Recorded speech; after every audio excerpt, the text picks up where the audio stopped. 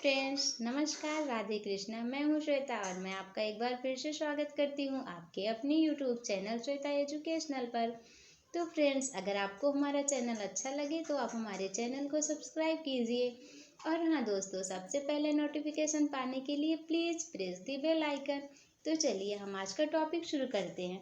तो फ्रेंड्स, आज मैं आपको बताने वाली हूँ क्रिया किसे कहते हैं और क्रिया कितने प्रकार की होती है।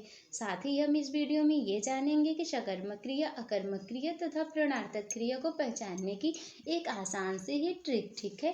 जैसा कि आप कोई भी वाक्य देखें, उसे देखते ही तुरंत आप बता देंगे 2 ही मिनट में कि इसमें जो है कौन सी क्रिया है, ठीक है। चलिए आगे देख लीजिए। आइए देखते हैं जो है, पहले देख लेते हैं क्रिया की परिभाषा। चलिए, तो ऐसे शब्द जो हमें किसी काम के करने या होने का बोध कराते हैं, ठीक है। ऐसे शब्द जो हमें किसी काम के करने या होने का बोध कराते हैं उसे जो है क्रिया कहते हैं। क्रिया किसे कहते हैं? जो भी हम दिन भर में या रात भर में करते हैं वही होती है हमारी क्रिया, ठीक है। जैसे हो गया पढ़ना, चलना, लिखना, बोला, यहाँ तक कि अगर हम सोते हैं तब भी हम एक क्रिया कर रहे होते हैं। क्या होता है? अगर हम सोते हैं तब भी हम एक क्रिया कर रहे होते हैं, ठीक है। जो भी हम करते हैं, घूमते हैं, टहलते हैं, खाते हैं, पीते हैं, सब हमारा जो है क्रिया के अंतर्गत आता है। देख लीजिए कुछ उदाहरण है यहाँ पे क्रिया के उदाहरण। जैसे हो गया राकेश गाना गाता है, ठीक है। जैसे हो गया राकेश गाना गाता है, ओके। मोहन पुस्तक पढ़ता है, मनोरमा नाचती है, ठीक है। मनोरमा नाचती है, ये सब जो हो गए हमारे क्रिया के उदाहरण है, ठीक है। इसमें नाचना क्रिया है, पढ़ता क्रिया है, ठीक है। मानो धीरे धीरे चलता है, ठीक है। मानो धीरे धीरे चलता है, तो चलना जो है मानो क्या कर रहा है? क्रिया कर रहा है। घोड़ा बहुत तेज दौड़ता है, तो इसमें दौड़ना जो है एक क्रिया है। घोड़ा दौड़ रहा है, ठीक है, तो वो क्रिया होगी। चलिए आगे देख लीजिए।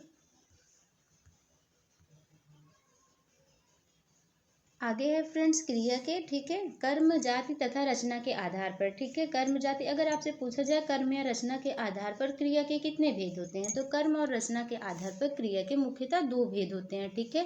पहला होता है हमारा अकर्मक क्रिया। क्या होता है? अकर्मक क्रिया, ठीक है। पहला होता है अकर्मक क्रिया, दूसरा होता है सकर्मक क्रिया, ठीक है। आइए हम जान लेते हैं अकर्मक क्रिया किसे कहते हैं। तो फ्रेंड्स, जिस क्रिया का फल कर्ता पर ही पड़ता है वह अकर्मक क्रिया होती है, ठीक है। इस क्रिया में कर्म का अभाव होता है। अकर्मक क्रिया मतलब इसमें कर्म नहीं होता है, इसमें जो है मुख्य कर्ता ही होता है, ठीक है।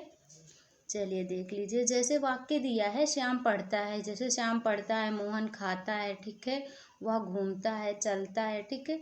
ये सब जो हो गए जिसमें कर्म ना हो वही होते हैं हमारी अकर्मक क्रिया। जैसे देख लीजिए श्याम पढ़ता है, इस वाक्य में पढ़ने का फल श्याम पर ही पड़ रहा है, इसलिए जो है पढ़ता है अकर्मक क्रिया है। जिन क्रियाओं में कर्म की जरूरत नहीं पड़ती, अभी मैंने बताया जिन क्रियाओं में कर्म की जरूरत नहीं पड़ती, जो आप जैसे कोई प्रश्न करके देख लीजिए। आप जैसे क्या से प्रश्न करेंगे, कोई भी आपको वाक्य दिया है, आप सीधा सीधा यही ट्रिक थी कि अगर आपको वाक्य दिया है उसमें आप क्या लगा के क्वेश्चन करिए, ठीक है। अगर आप क्या लगा के क्वेश्चन करेंगे, उसका जो है आंसर आपको नहीं मिलता है, तो जान लीजिए कि वो अकर्मक क्रिया। जैसे श्याम पढ़ता है, तो श्याम क्या पढ़ता है, तो आपको आंसर नहीं मिल रहा है ना कि श्याम क्या पढ़ता है, केवल इसमें दिया है श्याम पढ़ता है, तो ये अकर्मक क्रिया। अगर हो गया जैसे इसमें वाक्य दे दिया होता श्याम किताब पढ़ रहा है, तो आप क्वेश्चन करते श्याम क्या पढ़ रहा है, तो आपको आंसर मिलता किताब पढ़ रहा है, तो वो सकर्मक क्रिया के अंतर्गत आती। यही फ्रेंड्स ट्रिक थी कि आप क्या लगा के क्वेश्चन कीजिए, आपको आंसर मिल जाएगा, ठीक है। चलिए आगे देख लीजिए। जैसे ये उदाहरण दिया है, आपको कुछ उदाहरण दिया है, ये उदाहरण देखिए। जैसे राजेश जो है दौड़ता है, सांप रेंगता है, पूजा हंसती है, मेघनाथ चिल्लाता है, रावण लजाता है, ठीक है।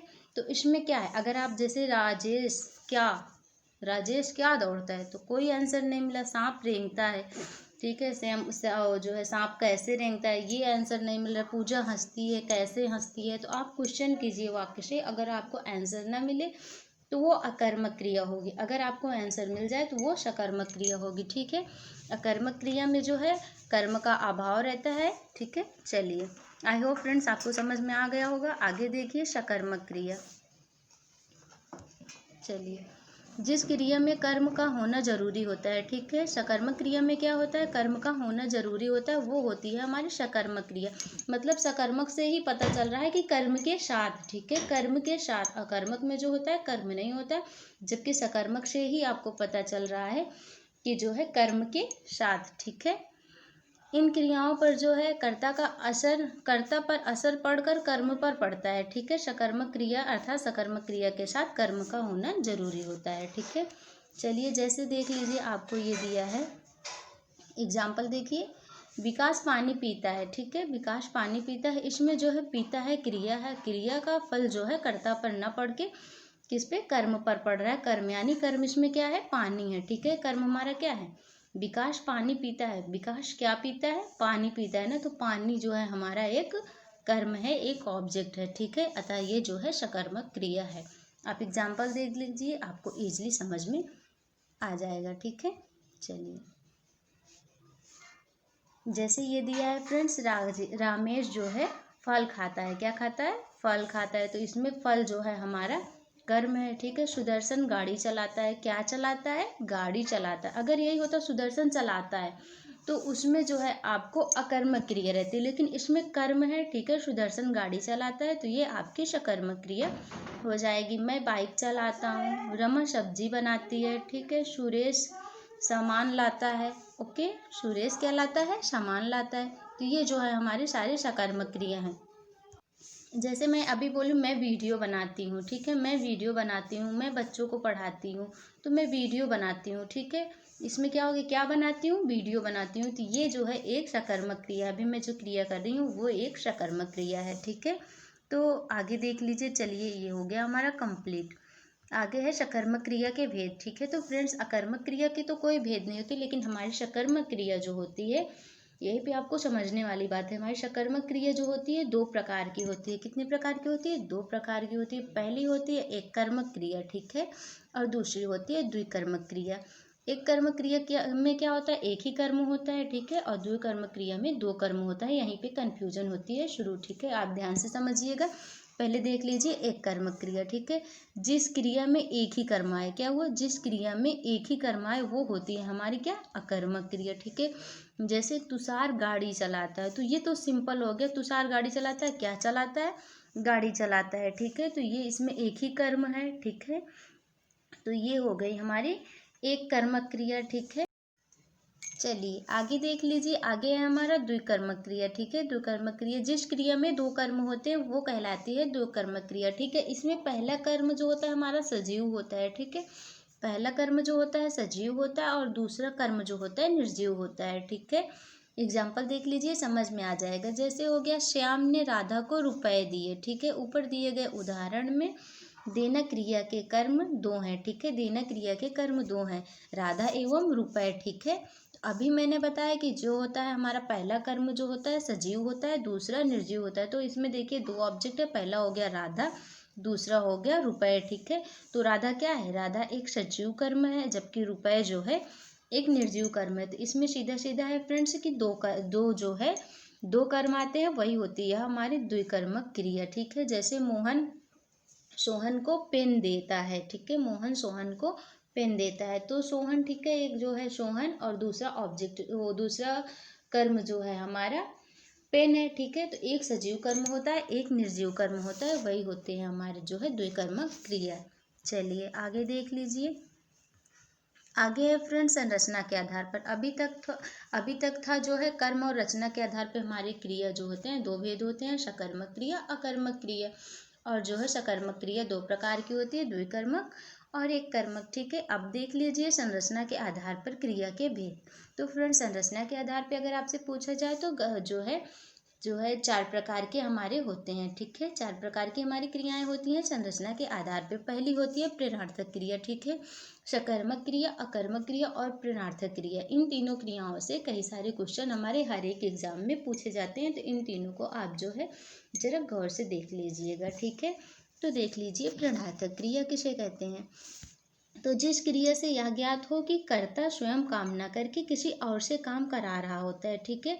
जिस क्रिया से, जिस वाक्य से आपको यह पता चलता है कि कर्ता स्वयं न कार्य करके, ठीक है, कर्ता स्वयं न कार्य करके किसी और से करवाता है, वह क्रिया होती है हमारी प्रेरणार्थक क्रिया। जैसे हो गया बुलवाना, पढ़वाना, लिखवाना, ठीक है। इसमें क्या होते हैं फ्रेंड्स, इसमें जो होते हैं जैसे आप वाक्य देख लीजिए एक, रुकिए हम आपको एक वाक्य बताया। जैसे हो गया मोहन सोहन से गाड़ी चलवाता है, ठीक है। तो इसमें कर्म तो दो है ना, इसमें जो होते हैं कर्म दो होते हैं, उसमें नहीं, इसमें जो है कर्ता दो होते हैं, ठीक है। उसमें क्या था, उसमें कर्म दो थे, लेकिन इसमें जो है कर्ता जो होते हैं दो होते हैं। जैसे मोहन सोहन से गाड़ी चलवाता है, ठीक है। तो यहाँ मोहन स्वयं ना कार्य करके सोहन से करवा रहा है, ठीक है। एक इसमें जो होता है प्रेरणा देता है और दूसरा जो होता है प्रेरणा प्राप्त करता है। जैसे जो है, जैसे देख लीजिए, श्वेता अपनी मम्मी से खाना बनवाती है, ठीक है। श्वेता अपनी मम्मी से खाना बनवाती है। तो इसमें क्या हो गया, खुद ना काम करके किसी और से कराया जा रहा है ना, तो वही होती है हमारी प्रेरणार्थक क्रिया, ठीक है। जैसे मोहन सोहन से पेन उठवाता है, ठीक है। इसमें वातावाती ज़्यादा आते हैं। तो ठीक है, आपको समझ में आ गया। चलिए आगे देख लीजिए, नाम धातु क्रिया। ऐसी क्रिया, ठीक है, ऐसी धातु जो क्रिया को छोड़कर किसी अन्य शब्दों, ठीक है, किसी अन्य शब्दों, मतलब जैसे ये देखिए क्या दिया है, संज्ञा सर्वनाम विशेषण। अगर आपसे पूछा जाए संज्ञा सर्वनाम विशेषण, ऐसे पूछा जाता है, संज्ञा सर्वनाम और विशेषण से बनी क्रिया क्या कहलाती है, तो वो कहलाती है ना क्या, नाम धातु क्रिया, ठीक है। जो क्रिया संज्ञा सर्वनाम और विशेषण से बनती है उन्हें ही नाम धातु क्रिया कहते हैं। जैसे एग्जाम्पल देख लीजिए, अपनाना, गरमाना, ठीक है। आगे देखिए संयुक्त क्रिया, ठीक है। संयुक्त क्रिया जो होती है ऐसी क्रिया जो किन्हीं दो क्रियाओं के मिलने से बनती हैं, ठीक है। दो क्रियाओं के मिलने से बनती हैं। जैसे खा लिया, चल दिया, पी लिया, ठीक है। देखिए चलना एक अलग है और देना एक अलग है, लेकिन दोनों मिलके क्या बनी है, चल दिया, ठीक है। पीना और लेना, ठीक है, ये दोनों अलग हैं, लेकिन दोनों क्रियाएं मिलके क्या बनी है, पी लिया। तो ये हो गई हमारी संयुक्त क्रिया, ठीक है।